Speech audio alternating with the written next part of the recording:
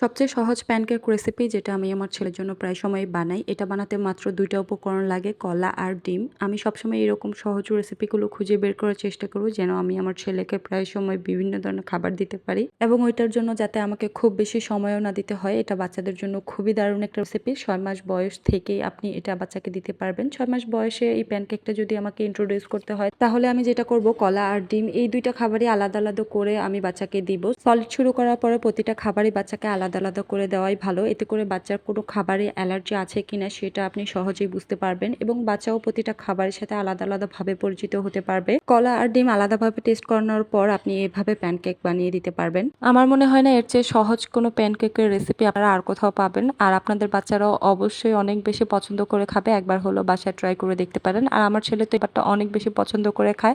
এই ছিল আমার আজকের ভিডিও। আপনাদের কাছে কেমন লাগলো অবশ্যই কমেন্টে জানাবেন। তো আজকের মতো বিদায় নিচ্ছি। আল্লাহ হাফেজ।